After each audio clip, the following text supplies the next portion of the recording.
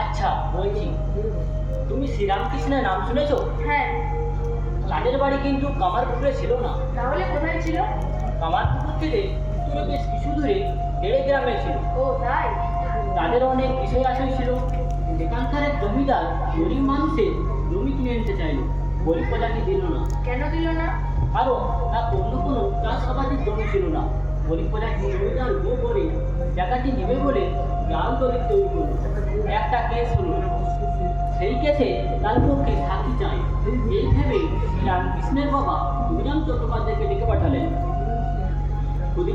ক্ষুদিরাম ছিলেন খুব নিষ্ঠাবান, নির্লোক বান্ধবন, সর্বদা সত্য কথা সৎ আচরণ করতেন বলে তার খুব নাম ডাক ছিল।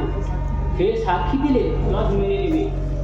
তো জমিদার ক্ষুদিরামকে বললেন যে আমি ওই চাষিটির কাছ থেকে তার জায়গা কিনেছি, তোমায় আদালতে বলতে হবে। ক্ষুদিরাম বললেন, চাষিটি তার জায়গা বিক্রি করেনি, তাহলে আপনি পেলেন কি করে? জমিদার তখন মিথ্যে জাল দলিলের কথা বললেন, আমি এই জমি কিনেছি, আপনি যদি আদালতে বলতে পারেন তাহলে আপনাকে অনেক অর্থ দেবো। ক্ষুদিরাম ছিলেন নির্লোক, তিনি সরাসরি মিথ্যে বলতে পারবেন না বললেন। জমিদার প্রথমে অনুনয় বিনয় করেন, পরে ভয় দেখাতে লাগলেন, আমার হয়ে সাক্ষী না দিলে ভিটে মাটি ছাড়া করে দেবো। ক্ষুদিরাম মিথ্যে বলতে পারবেন না বলে জমিদারের বাড়ি থেকে উঠে এলেন। ওই দিন রাতে ধরে সিংহদেবতা সামান্য কিছু চাল ডাল জামা কাপড় নিয়ে স্ত্রী সন্তানদের নিয়ে অজানার পথে বেরিয়ে পড়লেন। তাদের এই সৎ নির্ভীক জীবনের জন্যই স্বয়ং ভগবান শ্রী রামকৃষ্ণ রূপে জন্মগ্রহণ করেন। কামারপুকুরে কি করে এলেন তারা? হাঁটতে হাঁটতে তারা এই কামারপুকুরের পথেই যাচ্ছিলেন। ক্ষুদিরামের এক বন্ধু শুক্লাল গোস্বামী দাঁত মাজতে মাজতে তাদের দেখেন। বন্ধু সপরিবারে কোন তীর্থে যাচ্ছেন জানতে চাইলে সব ব্যাপার জানাতে পারেন। তখন তিনি তার গোলাঘর সহ 10 কাঠা জায়গা দিলেন।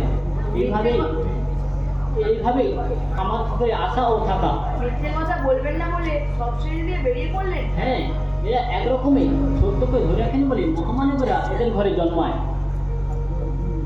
ঘুমিয়ে পড়, ঘুমিয়ে পড়।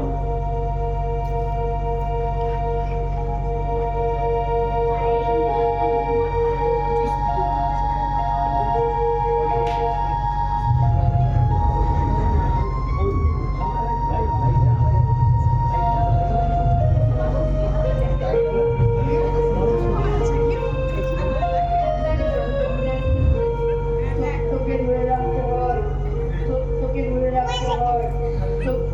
রাখতে হয়, সত্যকে ধরে রাখতে হয়। সত্যকে ধরে রাখতে হয়, সত্যকে ধরে রাখতে হয়, সত্যকে ধরে রাখতে হয়।